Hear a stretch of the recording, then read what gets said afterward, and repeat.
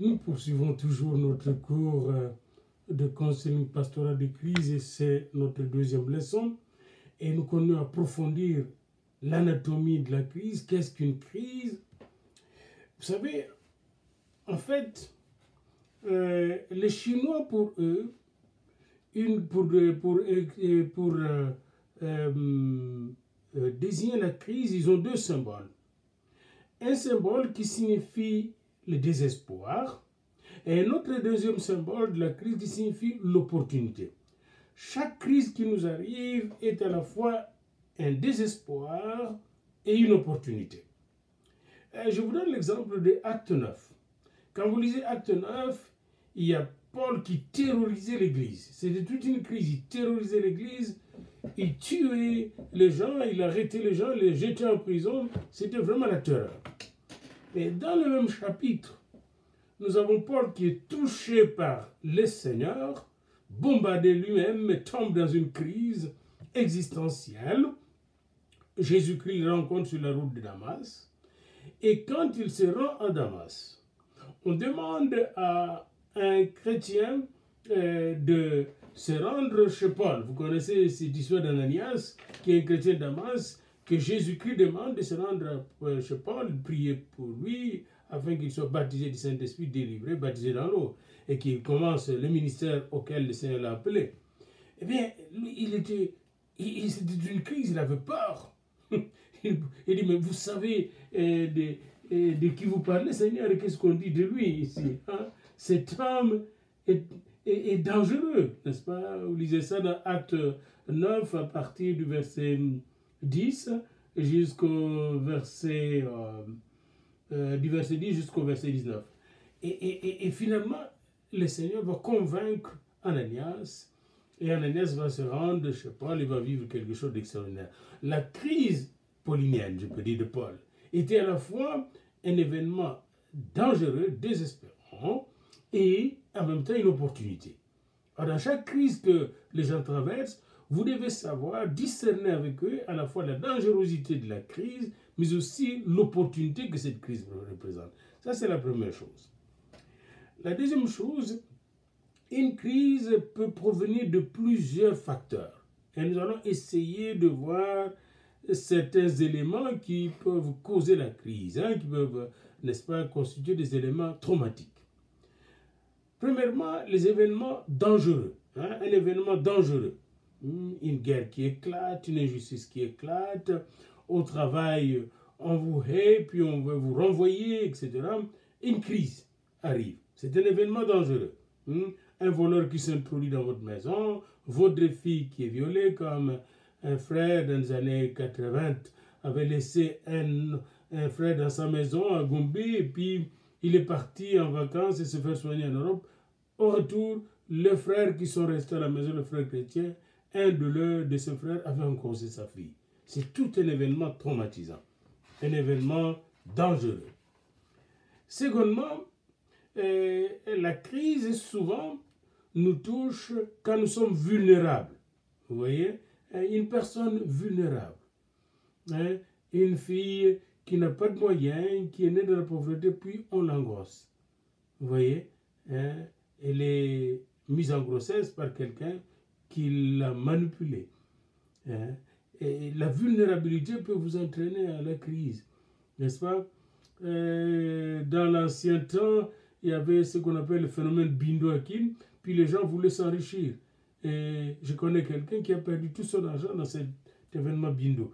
La crise, donc, peut être causée par notre vulnérabilité. Et troisièmement, la crise peut être précipitée par un événement qu'on n'a pas prévu, un événement qui vous arrive, par exemple la mort de quelqu'un. On ne peut pas prévoir la mort de quelqu'un par accident. C'est un événement qui vient précipiter la crise. Vous ne pouvez pas le prévoir. Quelqu'un se rend chez le médecin, il semble très bien, puis il est malade. Comme un ami, il est allé en vacances en France, au retour, on déclare avec un cancer foudroyant, puis quelques semaines après, il est mort. C'était foudroyant. Alors, et ensuite, enfin, un autre élément qui peut être à la base d'une crise active, c'est une crise qui se développe depuis longtemps, comme dans un foyer, on ne se parle pas depuis longtemps, on est souvent dans le froid, puis finalement ça éclate, c'est le divorce. Il faut faire attention aux petits événements, les incompréhensions de chaque jour, les petites querelles peuvent devenir des grandes crises. Il faut prévoir la crise, alors il faut faire attention à ces événements. Donc, vous avez des événements dangereux, vous avez la vulnérabilité de quelqu'un qui est vulnérable, qui est faible, qui est dans une situation faible. Vous avez des événements qui peuvent précipiter des crises, comme la mort subite, la maladie subite. Et enfin, les événements qui peuvent activer une crise, qui préparent une crise. Et il faut prévoir cela. Comme Jésus, il a prévu la crise de la croix. Il savait qu'il allait passer par là. Il se préparait pour cette crise-là, pour faire face à cette crise. Tandis que les apôtres, eux, à Gethsemane, ils dormaient encore. Ils n'avaient pas anticipé la crise. Jésus est le seul qui est capable d'anticiper la crise. Et nous, comme pasteurs, conseillers, professionnels, inspirés de Dieu, nous devons avoir la capacité d'anticiper la crise grâce à la lumière et à l'intuition du Saint-Esprit. Là, je suis déjà presque vers la conclusion de mon cours. Alors, il y a plusieurs symptômes des événements qui peuvent activer une crise, qui peuvent faire éclater une crise. Il faut savoir les discerner. Et c'est important pour vous de savoir discerner les indications d'une crise éventuelle. Par exemple, on commence par les symptômes de stress psychologique. On sent qu'on est stressé quand on est devant telle situation, face à tel événement, ou face à telle personne. Et puis on continue toujours dans cette direction-là. Mais ces événements-là, ces sentiments qu'on a, cette menace qu'on sent, devait vous préparer justement à gérer la crise ou à faire face à la crise ou à contenir la crise. Alors c'est très important, les symptômes de stress. Comme Jésus voyait les symptômes de stress, les attaques qu'il avait de pharisiens, le coup qui se préparait, Jésus voyait cela. Et deuxièmement, une attitude de panique ou de défaite. On panique souvent, ou on sent comme défait. On n'a pas le courage de faire ce qu'on fait. Qu'est-ce qui se passe? Peut-être les gens parlent de vous derrière vous, et vous n'entendez pas. Et vous sentez comme une sorte de pression. Et souvent, ça commence par des petites pressions. Ces pressions se transforment en oppression. Et l'oppression se transforme en dépression, évidemment. Ça commence d'abord par la pression. Les gens vous font pression. Ils vous parlent méchamment, ils vous regardent méchamment, ils montent des coups contre vous. Et puis ces pressions deviennent des oppressions. On est opprimé, on est étouffé, on est brimé. Et finalement, on éclate, on déprime. Vous voyez? Oppression, pression, oppression, dépression. Retenez bien ces mots-là. Je vous disais souvent comment le diable, le démon nous attaque. Il commence par de pression. Après la pression, vous avez fait pression, il vous accule, vous êtes, n'est-ce pas, opprimé. Et finalement, quand vous êtes opprimé, ils ont toutes les fenêtres pour entrer et vous déprimer. C'est comme ça qu'ils ont fait même vis-à-vis de Judas. Ils ont tenté jusqu'à ce qu'il est allé trahir Jésus chez les souverains sacrificateurs. Alors, vous êtes dans une situation, vous paniquez, vous avez peur, vous sentez de fait. Et vous commencez à vous focaliser souvent sur l'aide. J'ai besoin d'aide. Comment je vais faire pour m'en sortir? Ce sont les signes. Quelle est cette situation? Je veux comprendre un peu dans quelle situation je suis. Voyez-vous, vous avez les symptômes de stress, vous avez une attitude souvent de panique et de défaite, vous cherchez de l'aide et parfois vous ne voulez pas être seul. Vous ne pouvez pas dormir seul dans une pièce, etc. Il y a quelque chose qui ne va pas. Vous vous sentez en insécurité. Alors, et vous réalisez que vous devenez de moins en moins efficace dans ce que vous faites. De moins en moins. Ou vous vous énervez très vite, vous vous fâchez très vite, hein, vous découragez très vite. Vous voyez, ce sont des symptômes qui indiquent clairement qu'une crise se prépare. Une crise se prépare autour de vous. Alors c'est très important de savoir trouver des facteurs pour balancer la crise, parce que n'oubliez pas que dans une crise, on est débalancé, on est déséquilibré. Vous voyez? Et c'est là que vous devez chercher comment trouver la balance, retrouver la balance. Alors, un des facteurs que vous devez développer, c'est le facteur d'une perception adéquate. Il faut percevoir la crise de façon adéquate. D'où vient cette crise? Elle est causée par quoi? Et déjà, on m'ensorcelle, puis ils sont partis dans la sorcellerie, ils oublient l'événement réel, matériel, physique, social qui est à la base de la crise. Vous voyez? Prenons une femme stérile, qui est vraiment stérile, qui aurait lieu de chercher des solutions avec son mari, ou le mari qui est stérile, qui dit c'est la femme qui est stérile. Alors qu'il faut chercher la solution médicalement, et dans la prière aussi, parce qu'il faut être sincère. Si on ment, on ne va pas trouver des solutions. Dieu ne répond pas aux menteurs, à moins qu'ils dévoilent leurs mensonges. Après, il va résoudre leurs problèmes, comme il a fait pour Abraham. Eh bien, il a le même pour nous. Nous devons être sincères et savoir avoir une perception adéquate de la crise, du phénomène qui cause la crise. Et quand vous avez une perception adéquate, vous devez trouver un réseau adéquat pour résoudre la crise. Quel est le réseau de personnes qui peuvent m'aider à résoudre la crise? Et c'est comme ça que vous allez aider aussi la personne à trouver le réseau adéquat. Et quand vous trouvez le réseau plutôt adéquat, je m'excuse, vous trouvez le réseau adéquat, je suis tellement excité à donner ces cours, c'est vraiment mon domaine, vous allez réaliser que vous découvrez aussi les mécanismes adéquats pour gérer la crise, pour comprendre la crise, pour comprendre les causes qui sont à la base de cette crise, les événements qui précipitent cette crise, et comprendre aussi vos faiblesses face à cette crise. Vous voyez, vous commencez à être réellement un spécialiste de cette crise. Et finalement, vous allez arriver à limiter la durée de la crise. Parce que vous comprenez, n'est-ce pas, comment balancer cette crise-là de façon adéquate. Pourquoi vous comprenez comment balancer? Parce que vous percevez la crise comme telle, vous connaissez la cause de la crise, la raison de la crise, les agents de la crise, vous voyez, et la façon dont la crise opère dans votre vie ou dans la vie de la personne qui vous consulte. Alors vous savez quel est le réseau de ressources humaines et matérielles pouvant permettre à résoudre cette crise. Et même vous pouvez savoir aussi comment prier pour résoudre cette crise. Parce qu'il y a prière et prière. Il y a des gens qui prient comme s'ils étaient, n'est-ce pas, en train de parler pour parler. Mais quand vous priez, vous devez savoir pourquoi vous priez, comment vous priez. C'est très important. C'est pourquoi les disciples, quand ils ont vu Jésus en train de prier, dans Luc 11, ils ont demandé à Jésus, enseigne-nous à prier. Et il y a beaucoup de grands théologiens de la prière qui disent que c'est la seule école que les disciples ont demandé à Jésus d'ouvrir. Pas une école de théologie, mais une école de la prière. Enseigne-nous à prier. Parce que quand on prie vraiment selon la volonté de Dieu, on reçoit le regard de Dieu, les yeux de Dieu, le discernement de Dieu. On comprend comme Dieu comprend, n'est-ce pas? On est conduit par l'Esprit, puis on peut comprendre, n'est-ce pas, les tactiques de l'ennemi, mais aussi les tests de Dieu. Parce que c'est Dieu qui a conduit, l'Esprit de Dieu a conduit Jésus dans le désert pour être tenté.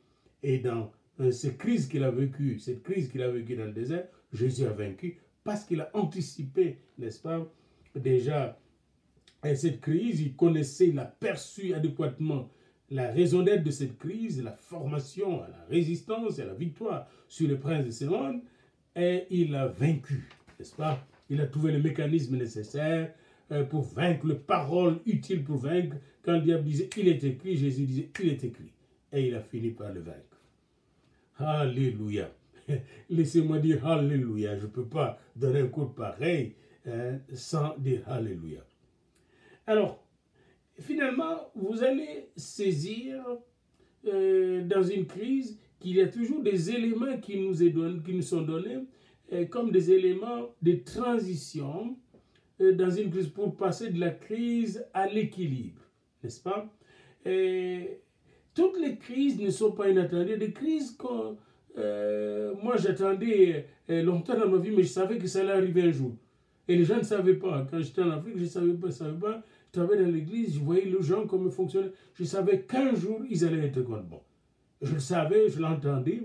J'avais même quelqu'un de très connu qui est venu me voir une fois, un pasteur, et qui m'a dit des choses impossibles. Qu'on allait bientôt vous empoisonner, on allait vous tuer. Puis que les gens pleuraient déjà votre cadavre, etc. Alors, j'avais déjà des informations. Mais je savais que cette crise était aussi une opportunité pour moi de grandir en Dieu, de progresser en Dieu. N'est-ce pas? C'est une opportunité. Dieu permet des crises dans notre vie pour notre maturation. Alors c'est très important pour nous de savoir qu'une crise est toujours, n'est-ce pas, une occasion transitionnelle, une occasion de transition. Une période qui nous permet de passer d'un niveau à un autre plus élevé. Vous voyez, c'est très, très important. Il y a des gens qui pensent qu'ils peuvent vivre sans stress. Non, mais si vous vivez sans stress, j'ai le stress toujours de préparer mes cours. Je donne beaucoup de cours à des institutions au Cameroun, au Congo, etc. Je dois répondre à des rapports ici à Global Scholar, TBU et à l'église. Je suis très occupé. Mais dans ces occupations, ces stress deviennent, n'est-ce pas, des énergies nécessaires pour me pousser à travailler et à travailler efficacement. Donc, les crises, parfois, sont ordonnées par Dieu pour nous permettre de faire mieux, de faire beaucoup et de faire des grandes choses. Parce qu'avec Dieu, nous ferons des exploits. Nous devons vivre avec les crises. Mais le grand problème, c'est d'être en crise dans la crise. Le grand problème, ce n'est pas la crise, mais c'est vous qui êtes en train de vivre la crise. Est-ce que vous subissez la crise ou bien vous prenez la crise comme un moyen pour démontrer la puissance de votre Dieu et de votre foi? La même chose pour la personne qui vous contacte, qui vous consulte. Vous devez l'aider à trouver dans la crise des moyens de transition pour aller de l'avant, pour aller plus loin et dans sa vie. C'est impossible qu'une personne puisse éviter des crises en se préparant à faire face à la crise. Prenons la crise dans la vieillesse, la crise de manque de moyens après avoir pris sa retraite. Eh bien, si on s'est préparé longtemps avant à sa retraite, il y a des gens que je voyais qui se préparaient à Kinshasa, qui construisaient des maisons, qui mettaient des maisons en location depuis qu'ils avaient l'âge de 30-40 ans. À la fin, quand ils ont eu leur retraite, ils avaient plus que leur salaire qu'ils faisaient pendant qu'ils étaient jeunes. Voyez-vous? Parce qu'ils sont préparés à cette étape de crise. Et il y a aussi la crise qu'on appelle la crise de mi-temps. C'est-à-dire quand on arrive à 40-50 ans pour les femmes et les hommes, il y a des crises qui arrivent et des crises où la personne devient comme un adolescent. Court à gauche et à droite, fait n'importe quoi, comme un petit enfant. Eh bien, on peut se préparer à cette crise-là si on se donnait totalement au Seigneur Jésus-Christ. C'est très important de le savoir. Donc, bien préparer, n'est-ce pas, bien vous préparer à faire face à des crises. Parce que les crises arriveront toujours dans la vie. Très important. De bien vous préparer. Être un vrai humain, c'est être alerte, vigilant et toujours prêt à affronter les crises. Et quand on est homme, on est responsable, disait Saint-Exupéry. Moi, j'ajouterais, quand on est homme, on est responsable de la gestion des crises. Il faut donc que vous puissiez développer des relations profondes, une relation profonde d'abord avec vous-même et avoir un bon réseau de gens, un réseau très limité comme Jésus avait Pierre, Jacques et Jean. Savez-vous pourquoi Jésus avait les 12, puis Pierre, Jacques et Jean à côté, et les femmes qui l'accompagnaient? Mais pour faire face à ces nombreuses crises à travers lesquelles il est passé avant la croix. Puis quand il est arrivé à la croix, qui était là par Jean? C'était quelques femmes.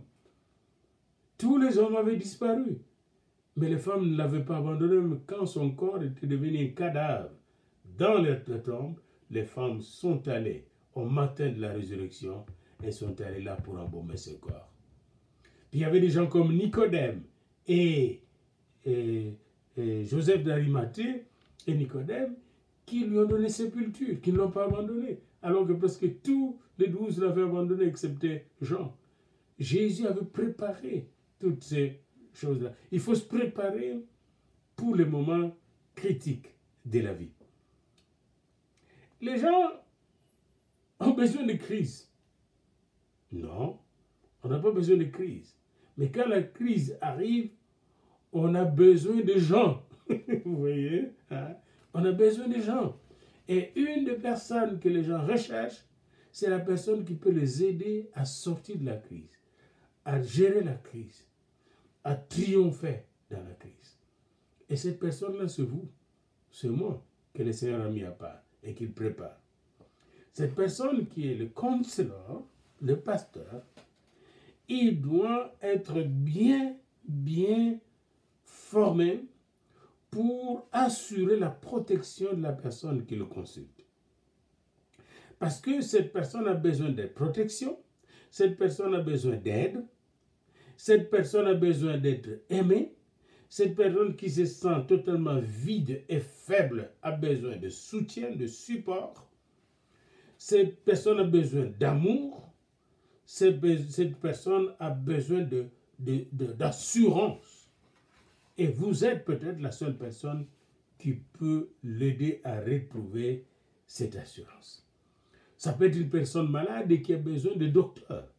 Vous êtes la personne peut-être qui va lui indiquer d'aller chez le docteur pour se faire opérer, se faire soigner, au lieu de crier, de dire « je suis ensorcelé ».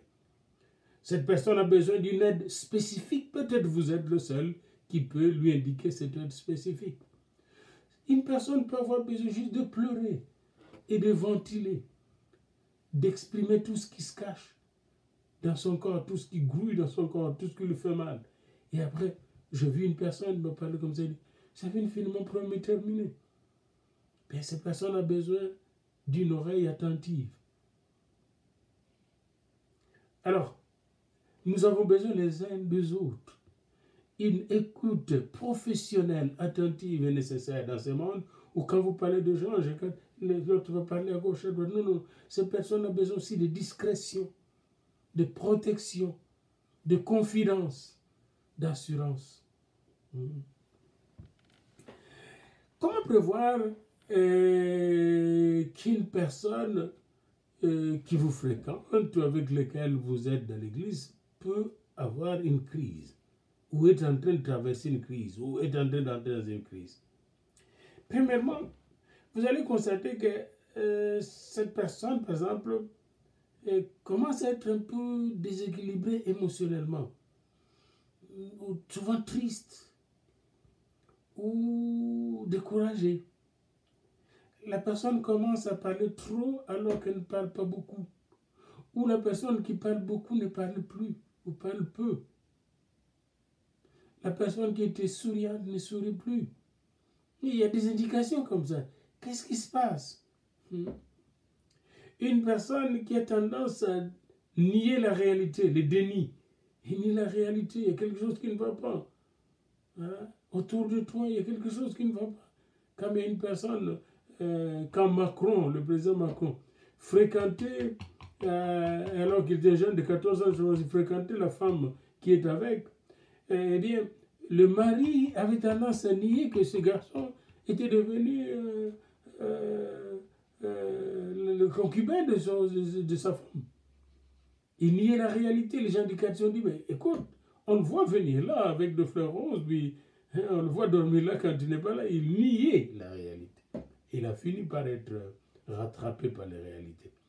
Et vous devez faire face à la réalité. Quand quelque chose ne va pas bien, que ce soit l'église, dans votre vie, vous devez faire face à la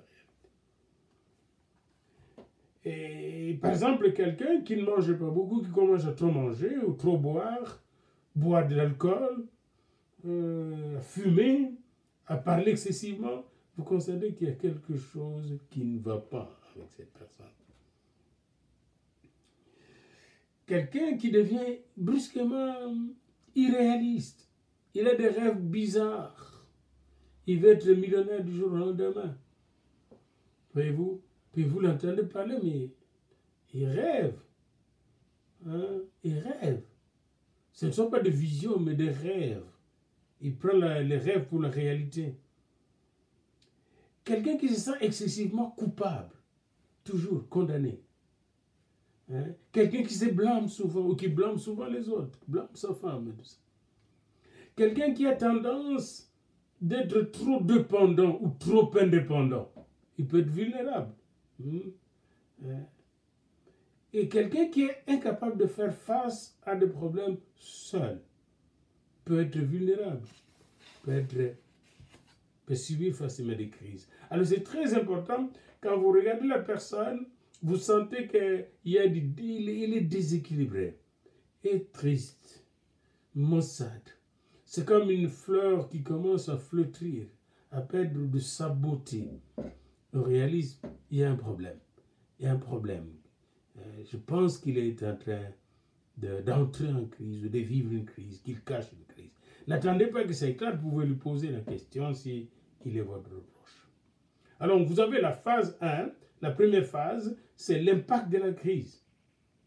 Et quand la crise a un grand impact, vous allez voir la personne parfois confuse, ne sait même pas comment parler de cette crise-là. Alors, c'est à vous de l'aider à s'ouvrir pour qu'il arrive à s'ajuster d'abord avec cette crise, à comprendre d'abord la crise. Donc, il y a la phase d'impact de la crise, le choc, puis la confusion, le trouble, le déséquilibre. Puis vient la troisième phase, l'ajustement. Et après l'avoir ajusté, c'est-à-dire fait comprendre toute la crise ensemble, avec lui, avec la personne, vous allez l'amener petit à petit à se réconcilier avec lui-même ou à se reconstruire. Vous voyez? Parce que la crise peut faire des dégâts, comme un peu la croix de Jésus a fait des dégâts dans son corps. Quand il est venu, il avait des traces sur son corps. Et bien nous portons en nous aussi des traces, parfois, de notre crise. Vous voyez? C'est très important de savoir que l'impact de la crise peut être grand, comme l'impact d'un accident, et peut nous renverser totalement et nous tombons dans la confusion. Et alors la phase de l'ajustement, qui est la troisième phase, n'est-ce pas? C'est une phase qui vient, l'ajustement émotionnel, l'ajustement cognitif, l'ajustement